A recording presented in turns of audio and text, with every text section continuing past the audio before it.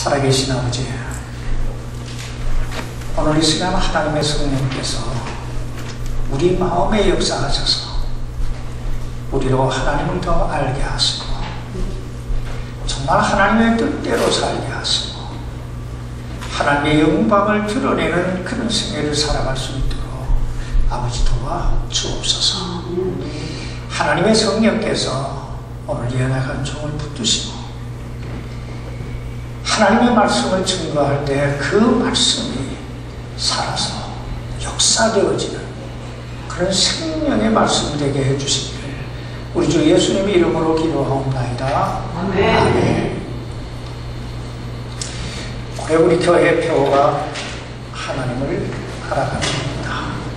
그래서 우리가 세 가지, 읽자, 듣자, 행하자. 그래서 복을 받자. 이 주제를 가지고 2020년을 시작했습니다. 왜냐하면 제가 조금 전에도 말씀드렸듯이 우리가 하나님 말씀을 읽고 그리고 자꾸 들을 때 우리 하나님이 누군가를 이 지식적으로 알게 되고 그리고 우리가 이것을 지키고 행할 때 우리는 체험적으로 구체적으로 하나님 이런 분이구나 하는 걸 경험하게 되는 거예요. 그럴 때 우리 안에 파워가 일어나는데 이걸 복이라고 말하는 거예요. 복이라고 말해요. 변화가 일어나는 거예요. 이 사실을 모세는 신명기 6장 24절에서 이렇게 말합니다. 항상 우리가 행복하도록 주께서 우리에게 이 모든 법규를 행할 것과 주 우리 하나님을 두려워할 것을 명령하셨으니 이것은 그분께서 이날과 같이 우리를 살려 보존하려 함이니라. 여러분, 하나님께서 왜 우리에게 하나님의 말씀을 주시고 그리고 이 하나님 말씀을 행하라고 말씀하신다고요? 우리의 행복을 위하여. 그러니까 우리가 항상 행복하도록 하시기 위해서 그리고 여기서 하나님을 두려워하라고 하는 말은 하나님을 경외하라, 하나님을 의식하라, 하나님을 예배하라 이런 뜻입니다. 그리하면 하나님께서 우리를 항상 행복한 삶으로 인도해 주실 것이다. 그러므로 올해는 어찌하든지 뭘 해야 돼요? 하나님을 알아가는 읽어야 돼요. 이 성경을 읽어야 돼요. 그리고 예배는 어찌하든지 참석을 해서 설교를 들어야 돼요.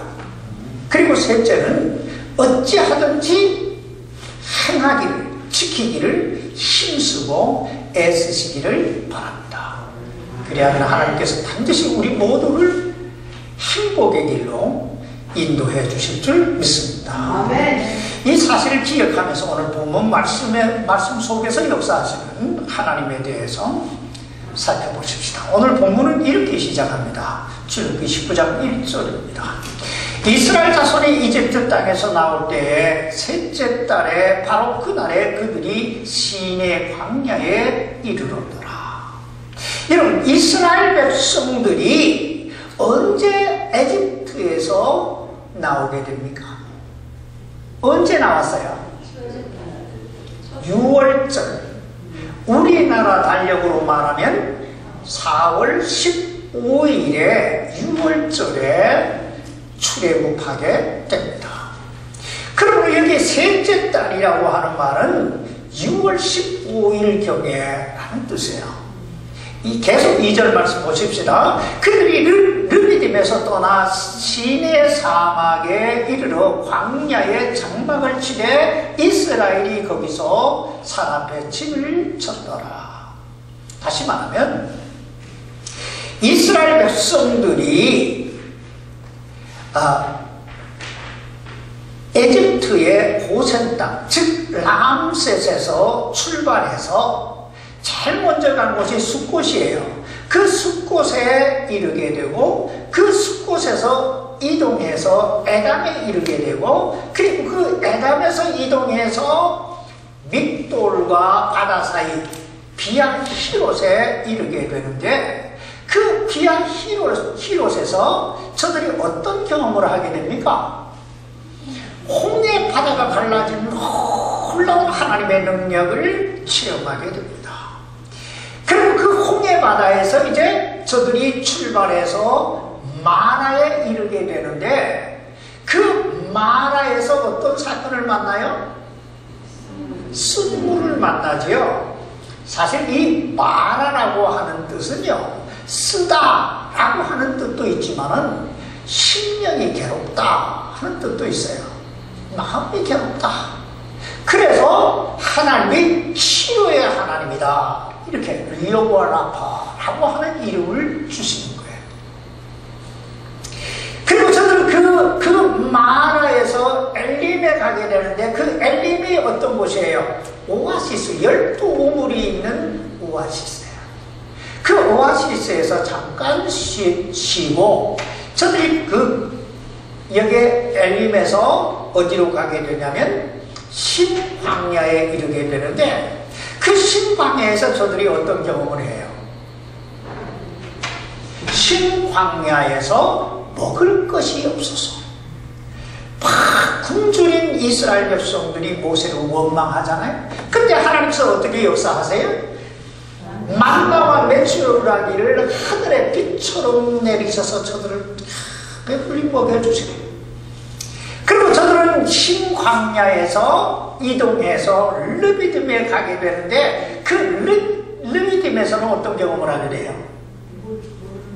마실 물이 없어서 또 모세를 향해서 불평하지요.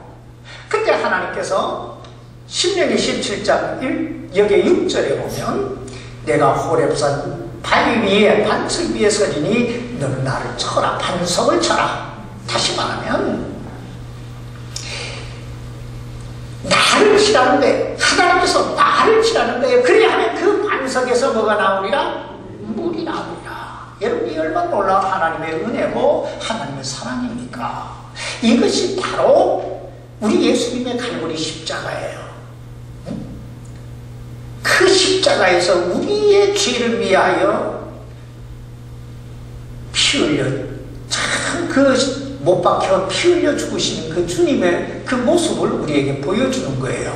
그리고 저들은 그 르비딤에서 또 하나의 경험을 하지요. 아말렉과의 전쟁을 치르게 됩니다. 그리고 그 전쟁에서 하나님의 능력을 체험하게 되지요. 모세가 손을 들면 뭐예요? 이스라엘이 이기고, 손이 내려오면 아말렉이 이기더라. 그러면 우리가 생각을 해야 돼요.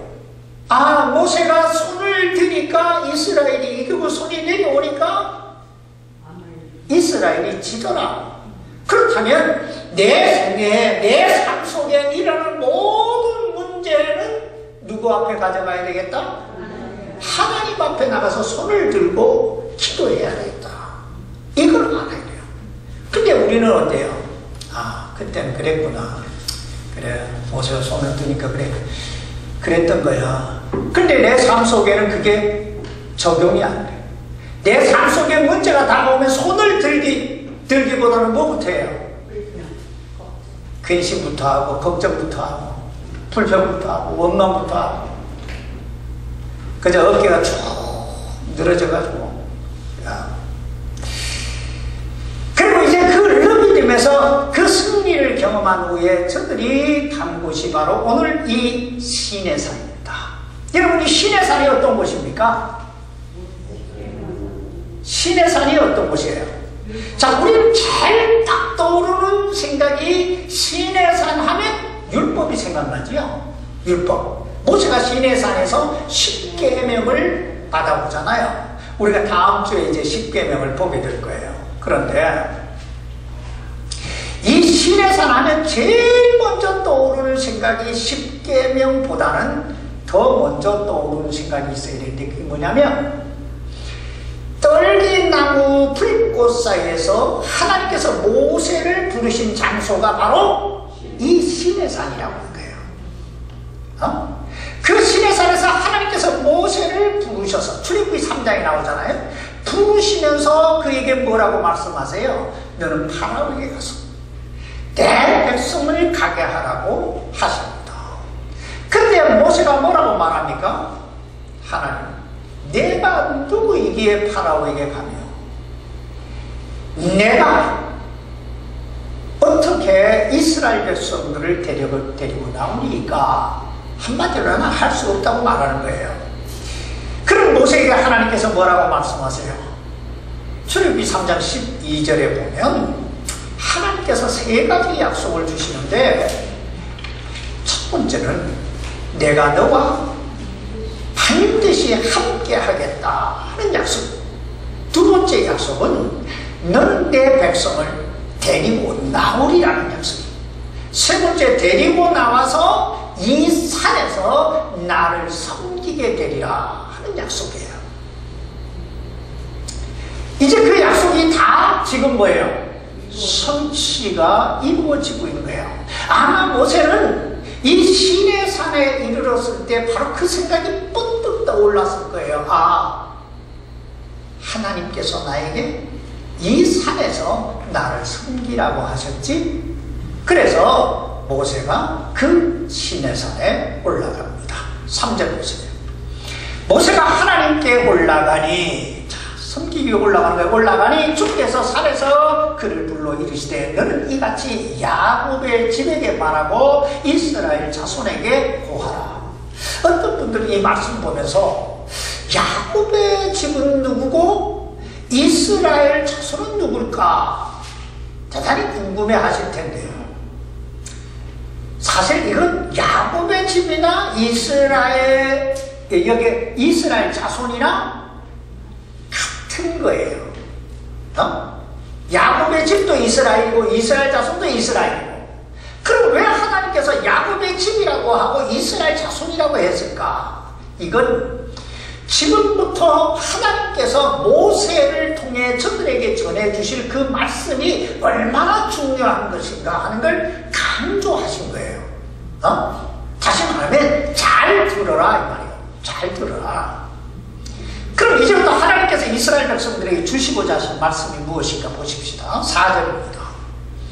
내가 이집트 사람들에게 행하는 것과 또 내가 독수리 날개에 너희를 실어 내게로 데려온 것을 너희가 보았느니라. 여러분, 하나님께서 지금까지 이스라엘 백성들을 어떻게 인도하셨다고 말씀하고 있습니까?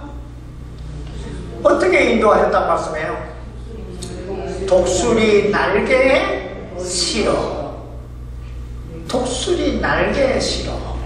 신명기 32장 11절에 보면 모세가 이 장면을 좀 더 구체적으로 설명하고 있는데, 거기서 보면 이렇게 말씀합니다. 독수리가 자기 둥지를 휘저으며 자기 새끼들 위에 너풀거리고 자기 날개를 펴서 새끼들을 받으며 자기 날개 위에 그것들을 없는 것 같이 주께서 홀로 그들을 인도하셨고, 이걸 일명 독수리 훈련법이라고 해요.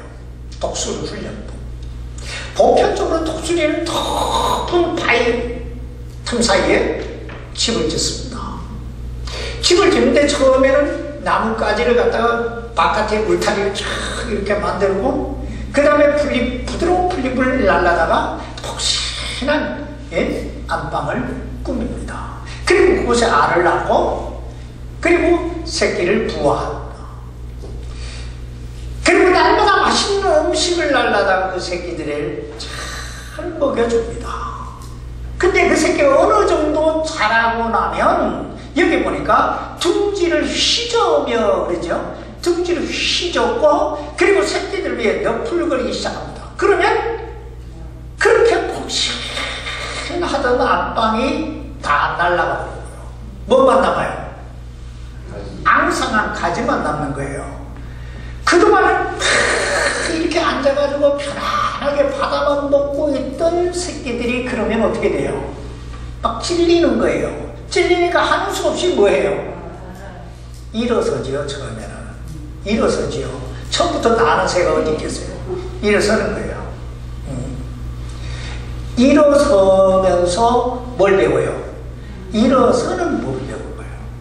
일어서는 뭘 배운 거예요? 어느 정도 이 훈련이 됐다 싶으면 그 다음에 어미는 이 새끼 독수리를 탁 날개에 얹고 높은 창공을 날아갑니다. 그리고는 뚝 떨어뜨리는 거예요. 높은 창공에서 뚝 떨어뜨리면 독수리는 독수리 새끼는 팍 발품 치면서 뭘 하겠어요? 독수리 살려! 그러면서 막 바둥대죠. 아무리 바둥대도 결국은 떨어지게 되지요. 그런데 어디서 날아가면 애미가 탁 떨어질 만하면 채가지고 다시 올라가요. 그때 독수리 새끼가 뭐라 하겠어요? 와, 독수리 살았다 그러는 거예요. 살았다 하는 순간에 다시 애미는 떨어져요. 이렇게 반복적으로 하는 동안에 독수리 새끼 날개에 힘이 실어지고 어느샌가 어미와 똑같은 속도로 똑같은 높이로 날기 시작합니다. 이걸 독수리 훈련법이라고 해요. 그런데 하나님께서 지금 이스라엘 백성들을 바로 이렇게 이 독수리처럼 인도하셨다고 말씀합니다. 여러분, 이스라엘 백성들이 지난 석 달 동안 어떤 훈련을 받았습니까? 어떤 훈련을 받았어요? 제일 처음 받은 훈련은 홍해 앞이에요. 뒤에는 에집트의 군대가 막 병마 600승을 이끌고 쳤죠. 앞에는 홍해바다가 쫙 가로막혀 있습니다. 이걸 보고 뭐라고 해요? 진퇴양난이라고 해요. 어디로 도망갈 틈이 없는 거예요. 자, 그때 하나님께서 바다를 쫙 여시잖아요. 그 고난과 그 시련과 그 위기와 그 두려움 속에서 저들은 우리 하나님은 자연을, 이 대자연을 마음대로 움직일 수 있는 엘사다이 하나님이시구나 하는 걸 배우는 거예요. 그리고 저들은 마라에서 습기 쓴 물을 만나게 되잖아요. 그것에 저들은 뭘 배우게 될까요? 하나님은 치료하시는 거구나. 못 고칠 병이 없으시구나. 영원을 아파라고 하는 걸 배우는 거예요. 그리고 저들은 다시 신광야에서 굶주림을 경험해요. 그러면서 그 굶주림 속에서 저들이 배운 건 하나님은 우리의 공급자가 되시는구나 하는 걸 배운 거예요. 그 다음에 저들은 또 르비딤에서 마실 물이 없어요. 그때 하나님께서 당신을 희생하셔서 저들에게 생수를 주시잖아요. 그러면서 하나님은 우리를 놀랍게 사랑하시고 우리를 참 만족해 하시는 분이구나. 그리고 저들은 그 아말렉과의 전쟁에서 하나님 우리에게 승리를 주시는 분이구나. 이 모든 다 하나님께서 지금 저들을 뭐하고 계세요? 훈련하시고 계시는 거예요. 우리 하나님은 당신의 자녀된 우리가 그냥 시시하게 이럭저럭 살다가 가기를 원치 않으세요. 오늘날 현대인들이 겪고 있는 가장 큰 병이 여러분 무엇인 줄 아세요? 현대인들이 겪고 있는 가장 큰 병은 허무라고 하는 병이에요. 허무감. 죄와 죄책감, 더 나아가서 허무감. 이것이 사람을 자살하게 만들고 무기력하게 만들고 삶의 의미를 방해해버리는 거예요. 이건 살아도 살 것 같지가 않은 거예요. 남의 삶속인 거예요.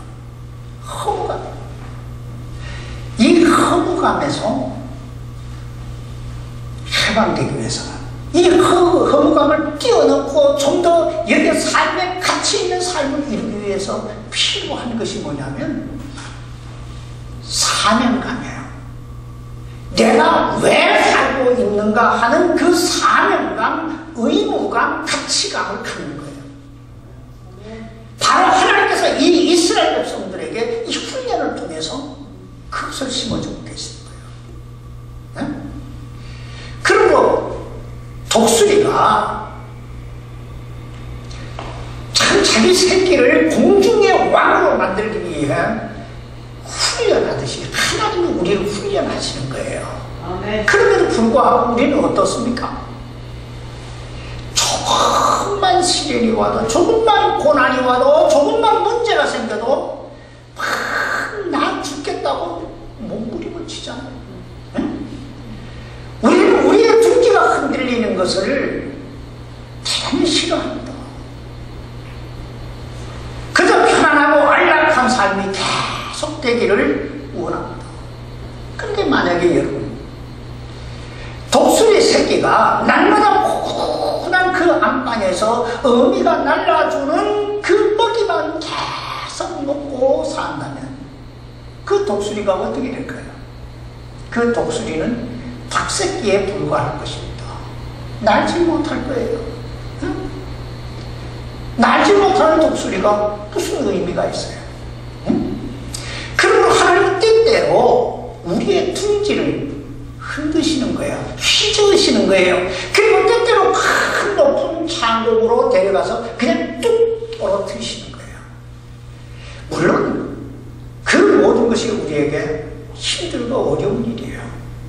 그 당시에는 참 견딜 수 없지요. 이스라엘 백성들처럼 과연 하나님은 우리와 함께 계시는가? 이런 의심이 들기도 하고, 누군가 저들이 모세를 원망했듯이 불평했듯이 우리 속에도 막 원망과 불평이 일어날 수 있어요. 그러나 시간이 지나고 나면 어때요? 독수리 새끼가 그러하듯이 우리도 높은 창공을 알게 될 줄 믿습니다. 아멘. 그래서 하나님이 독수리 훈련법을 우리에게 쓰시는 거예요. 그러므로 여러분 잘 생각해 봐야 돼요. 저들이 마라를 만났다고, 홍해 바다를 만났다고, 신광야에 이르렀다고, 아말렉을 만났다고, 목말랐다고, 저들이 목말라 죽지 않고, 굶주려 죽지 않고, 쏟으신 물 먹고 다 죽지 않고, 아말렉과의 전쟁에서 죽지 않았어요. 우리에게 고난이 온다고, 시련이 온다고, 여러 가지 문제가 생긴다고 우리 죽지 않아요. 하나님께서 이 모든 문제를 통해 우리를 더 탁월한 사람으로 만들어 가실 줄 믿습니다. 아멘. 믿음대로 된다고 그러잖아요. 이게 성경이에요. 그러면서 여기 5절로 6절에 보면 이렇게 말씀합니다. 5절 6절입니다. 그러므로 이제 너희가 참으로 내 목소리에 순종하고 내 언약을 지키면 너희는 내게 모든 백성들보다 뛰어난 특별한 보물이 되리니 이는 온 땅이 내 것이기 때문이라. 또 너희는 내게 제사장 왕국이 되며 거룩한 민족이 되리라. 내가 이스라엘의 자손에게 보할 말들이 이러하니라. 여기서 그러므로라고 하는 말의 의미가 뭘까요? 그러므로라고 하는 말의 의미는 한마디로 말하면 이거예요. 너 알았지? 이런 말이에요. 너 알았지? 응? 너 이제 알았지? 여러분, 하나님께서 이스라엘 백성들을 어떻게 에집트에서 해방시키시고 어떻게 여기까지 인도하셨다고 말씀하고 있습니까? 어떻게 인도하셨다고 말씀해요? 내가 독수리 날개에 너희를 실어 그러잖아요. 그렇다면 여러분, 이스라엘 백성들은 이 경험을 통해서 무엇을 알게 됐을까요? 우리가 믿는 하나님은 엘샤다이 전능하신 하나님이시구나. 어떤 상황 가운데서 우리를 지키시고 우리에게 가장 좋은 것을 주시는 분이시구나. 이걸 알게 된 거예요. 응? 여기에 나오는 이 그러므로 라고 하는 접속사가 바로 그런 뜻이에요. 너 이제 알았지? 내가 누군지, 내가 너희를 어떻게 인도하는지 너 알았지? 이런 말이에요. 바로 그 하나님께서 이스라엘 백성들에게 세 가지 놀라운 약속을 주시고 계세요. 그 약속이 뭐예요? 첫째, 너희가 내게 모든 백성들보다 너희는 내게 모든 백성들보다 특별한 뭐가 되고 보물이 되리라. 둘째는 너희가 내게 제사장 왕국이 되리라. 셋째는 거룩한 민족이 되리라는 것입니다. 여러분, 이 얼마나 놀라운 축복이고 얼마나 놀라운 특권입니까? 근데 이 놀라운 축복의 약속 뒤에는 조건이 따라붙어요. 조건이 있어요. 그 조건이 뭡니까? 5절 상반절 보세요. 그러므로 이제 너희가 참으로 내 목소리에 순종하고 내 언약을 어떻게 지키며, 이게 하나님께서 저들에게 조건으로 주신 거예요. 우리는 여기서 한 가지 대단히 중요한 교훈 하나를 배워야 되는 게 그게 뭐냐면, 하나님과 우리 사이에는, 이 하나님과 우리의 관계 속에는 항상 각자가 해야 할 일이 따로 있다는 거예요. 일방통행이라는 게 없다는 거예요. 여러분, 하나님의 백성들이 해야 할 의무가 뭐예요? 하나님 목소리에 순종하고, 그리고 그 언약을 지키는 게 여기 하나님 백성들이 해야 할 의무예요. 조건이에요. 그게 아니라 하나님께서 우리를 첫째, 모든 백성들보다 뛰어난 특별한 보물이 되게 하시고, 그리고 제사장 왕국이 되게 하시고, 그리고 거룩한 민족이 되게 하시겠다. 이게 하나님이 하시는 일이고, 우리가 해야 할 일은 뭐예요? 목소리에 순종하고, 그 다음 뭐예요? 지키는 거예요.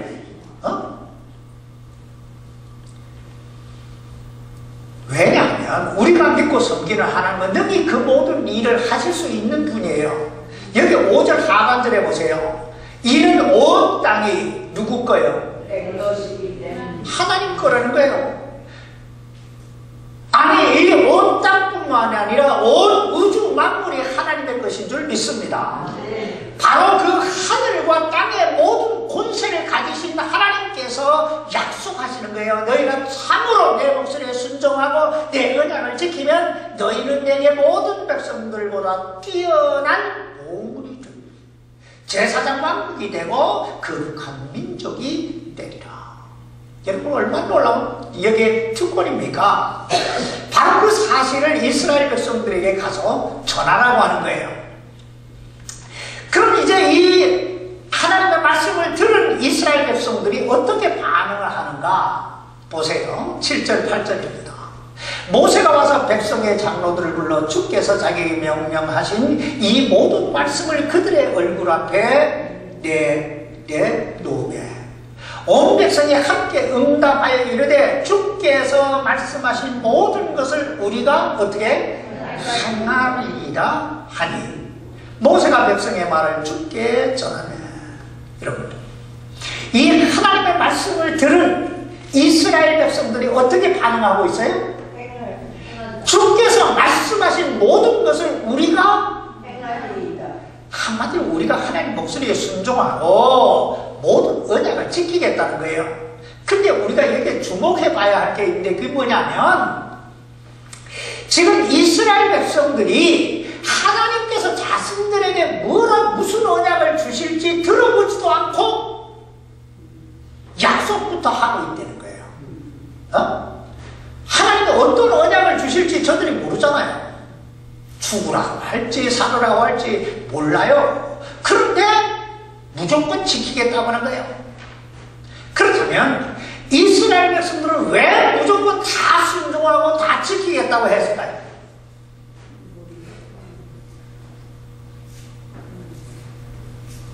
두 가지예요. 첫째는 그만큼 이스라엘 백성들이 하나님 앞에서 모든 백성들보다 뛰어난 특별한 보물이 되기를 갈망했다. 제사장 왕국이 되기를 갈망했다. 거룩한 민족이 되기를 소망했다. 이런 뜻이에요. 둘째는 이스라엘 백성들이 그동안에 지금 4월 15일부터 6월 15일까지 이 석 달을 지내오면서 누구를 경험해요?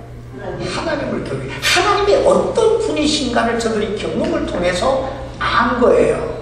하나님은 절대로 우리를 망하게 하시지 않는 분이다. 바로 이 믿음이 있었기 때문에 무조건 순종하겠다고 한 거예요. 응? 사실 오늘날 우리 그리스도인들이 가져야 될 믿음의 자세가 바로 이것인 줄 믿습니다. 아멘. 하나님 알아야 돼요. 그리고 하나님의 나라의 보물에 대한 욕심이 있어야 돼요. 소망이 있어야 돼요.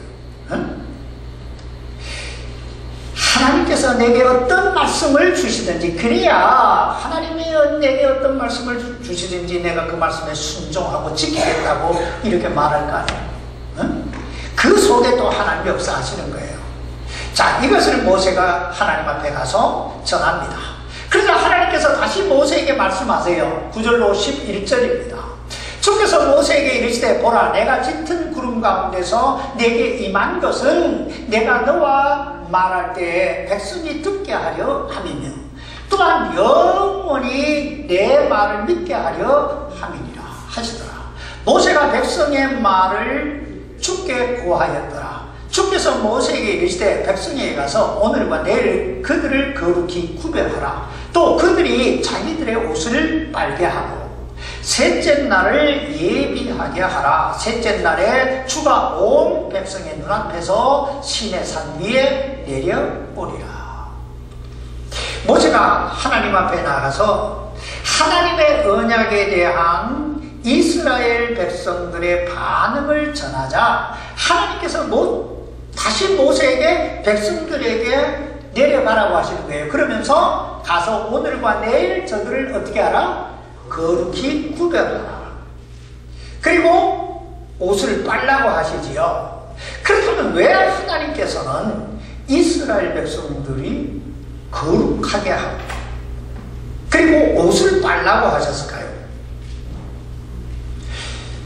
여러분, 우리 하나님이 어떤 분입니까? 한마디로 딱 여기서 떠오르는 하나님 어떤 분을 묘사하고 있어요? 하나님은 거룩하신 분이야. 어떤 분이요? 그러므로 오늘과 내일 그들을 거룩히 구별하라는 말씀은 내적으로, 마음으로나 몸으로나 우리가 거룩해져야 된다, 이런 뜻이에요. 그리고 옷을 빨라고 하는 건 외적으로도 외적으로도 최대한 성결케 하라, 이런 뜻이에요. 그럼 우리가 하나님 앞에 예배 드릴 때 세 가지를 잘 준비해야 돼요. 첫째, 마음을 성결케 해야 돼요. 마음을 성결케 깨끗하게 돼요. 예배 드리러 오는 주일날만 되면 그냥 싸우고 막 이러다가 교회 와서 뭔 하나님께 예배가 되겠어요. 마음을 깨끗하게 회개하고 정돈을 해야 돼요. 두 번째는 몸을 깨끗하게 해야 돼요. 세 번째는 옷을 깨끗하게 해야 돼요. 집에서 입던 옷 그냥 주워 입고 쓰레빠 신고 뭐 이렇게 너저분하게 교회 오는 거, 여러분 생각을 해봐야 돼요. 지금 여러분이 예배를 누구에게 예배를 드리러 오는 겁니까? 하나님, 거룩하신 하나님 앞에 예배를 드리는 거예요. 그런데 우리가 이 흐트러진 모습으로 예배를 드리러 온다. 이건 예배의 자세, 그 기본 자세가 안 돼 있는 거예요. 응? 좋은 옷을 입으라고 하나님이 그러시지 않지요. 어떻게 해야 빨아 입으라고 그러잖아요. 깨끗한 옷을 입으라는 거예요. 그러므로 할 수 있으면 깨끗한 여기의 모습으로 하나님을 만날 수 있게 되기를 바랍니다. 왜냐하면 하나님 거룩하신 분이에요.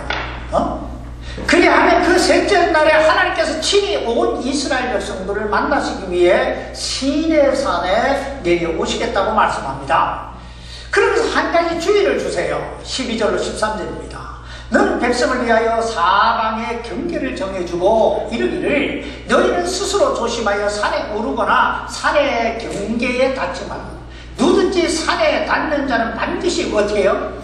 죽임을 당할 것이니라. 그것에 손을 대지 말라. 오직 그는 반드시 돌로 치거나 관통시킬지니 그것이 짐승이든지 사람이든지 살지 못하리라. 나팔이 오랫동안 불거든 그들이 산으로 올라올지니라 하니라. 여러분, 왜 하나님께서 이스라엘 백성들에게 산에 오르거나 산의 경계에 닿지 말라고, 누구든지 산에 닿는 자는 반드시 죽임을 당하리라고 말씀하셨을까요?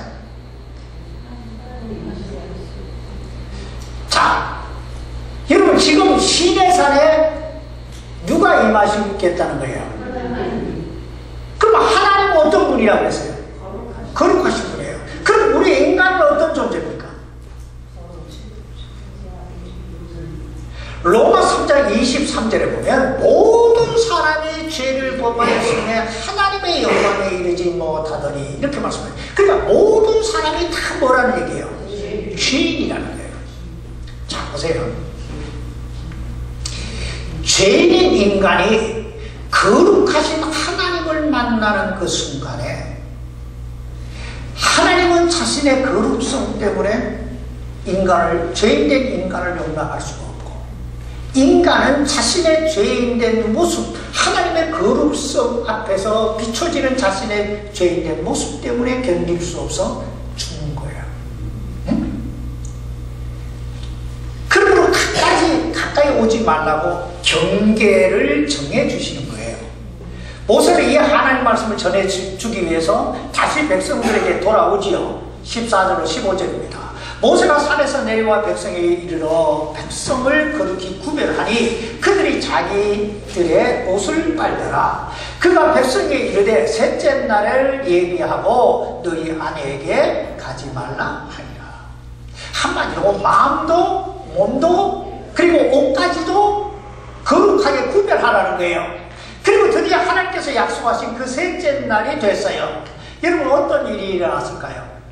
16절입니다. 셋째 날 아침에 천둥과 번개와 짙은 구름이 삼에 있고 나팔 소리가 심히 크므로 진영에 있던 온 백성이 어떻게 해요?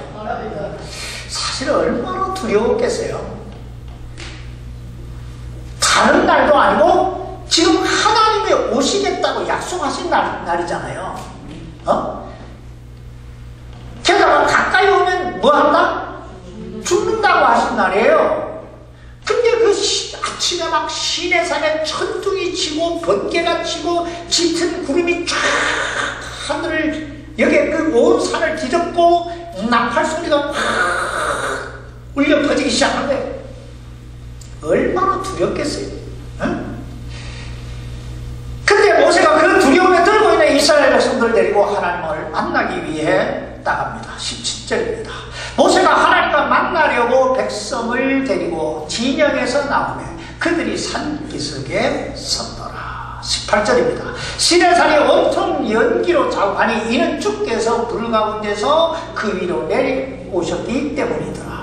그분의 연기가 화로의 연기같이 위로 올라가고 온 산이 크게 진동하더라. 우린 여기에서 다시 한번 당신의 백성들을 향하신 하나님의 사랑을 보게 돼요.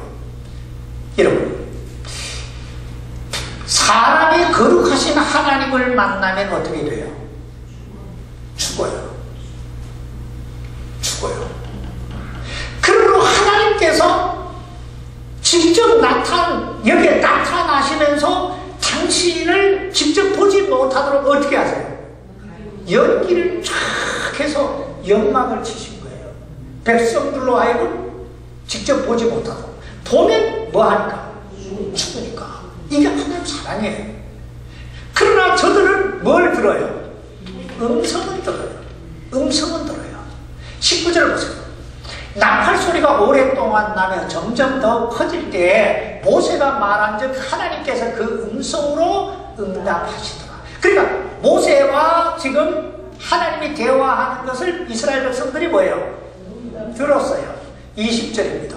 주께서 시내산에 곧 그 산의 꼭대기에 내려오시고 주께서 그 산의 꼭대기로 모세를 부르시니 모세가 올라가네. 자, 이제 모세가 시내산 꼭대기로 다시 올라갔어요. 올라갔는데 하나님께서 또 내려가라 그러세요. 21절로 22절 보세요. 주께서 모세에게 이르시되 내려가서 백성에게 명하라. 그들이 자세히 보려고 돌파하여 주에게로 오다가 그들 중에 많은 사람이 죽을까 염려하노라. 또 주에게 가까이 오는 제사장들도 자기들을 거룩히 구별하게 하라. 주가 그들을 향해 돌격할까 염려하노라 하시니. 여러분, 지금 왜 모세를 다시 내려가라 그러세요?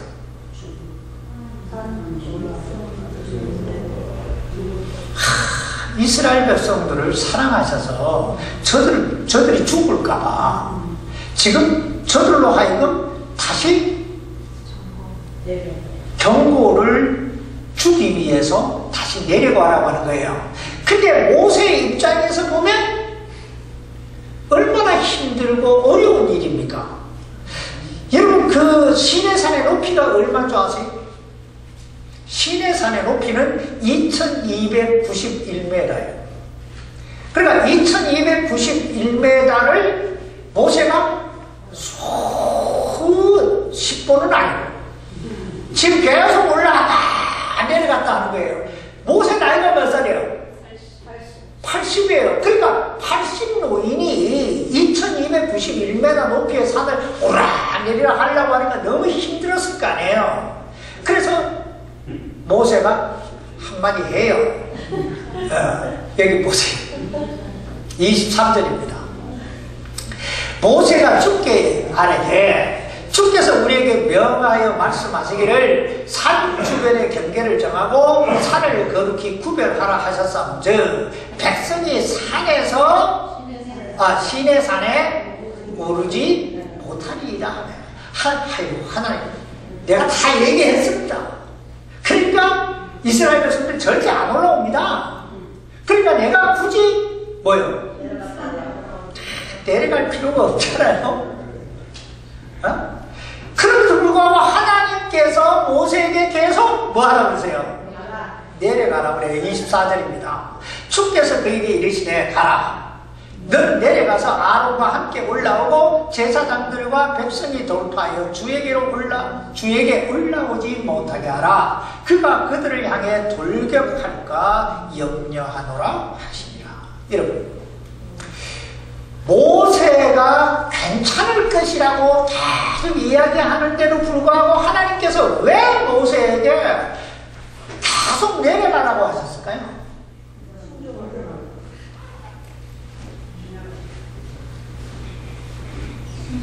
이유는 딱 하나예요. 하나님은 모세보다 이스라엘 백성들을 더 잘 아셨기 때문에. 네? 무슨 얘기냐?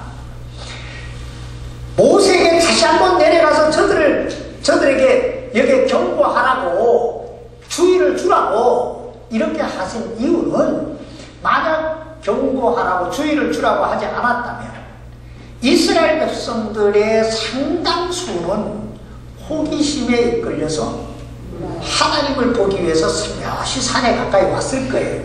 분명히 인간의 심리를 하나님이 아시는 거죠. 그리고 그 왔다가 저들은 어떻게 됐겠어요? 죽었겠지요. 그래서 하나님이 다시 가라고 하는 거예요. 이처럼 우리 하나님은 우리보다 우리를 더 잘 아시는 줄 믿습니다. 사실 우리도 우리를 모르잖아요.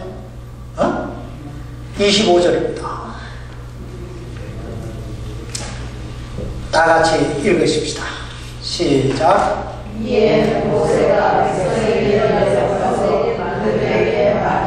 자, 이제 우리는 다음 주에 하나님께서 이스라엘 백성들에게 어떤 언약을 주시는가를 보게 될 텐데, 이게 뭐예요?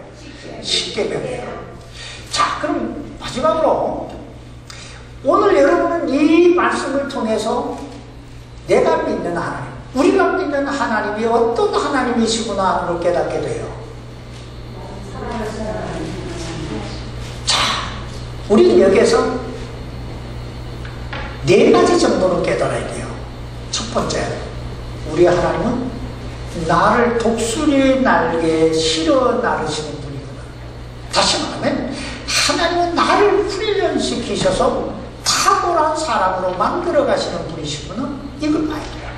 둘째, 우리 하나님은 우리가 모든 백성들보다 뛰어난 특별한 보물이 되기를, 제사장 왕국이 되기를, 거룩한 민족이 되기를 바라시는구나.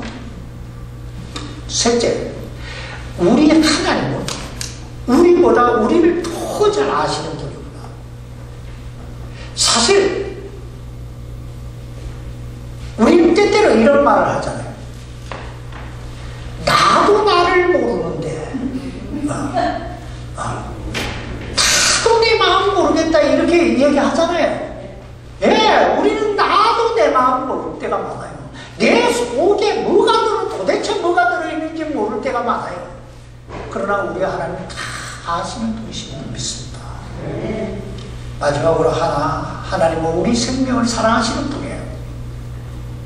우리 생명을 사랑하시기 때문에 그 연기가 뭐 그렇게 건강에 좋겠어요. 그런데 연기 피우고 그래서 하나님 안 보이게 가리고 또 모세에게 또 내려와 또 하라고 이렇게 경고를 주시잖아요. 네? 하나님께서 우리 모두에게 하나님을 더욱더 알게 해주시길 주의 이름으로 축원합니다. 기도합시다. 살아계신 아버지 하나님, 우리가 날마다 숨쉬는 순간마다 참 하나님을 좀 더 알아갈 수 있도록 도와주옵소서. 하나님 이렇게 자비하시고 이렇게 능력이 많으시고 이렇게 우리를 사랑하시는데 우리는 아버지 하나님 이 사실도 모르고 자꾸 하나님의 손길 아래 하나님의 그 품 안에서 어찌하든지 떠나려고만 할 때가 많습니다. 주님 앞에 붙어 있는 게 참 인생의 성공의 비결이고 행복의 비결이고 살아가는 이유가 되게 해 주옵소서. 우리 하나님께서 우리 성도, 당신의 백성들, 당신의 눈동자같이 지켜 인도해 주실 줄 믿사오며 예수님 이름으로 기도하옵나이다. 아멘.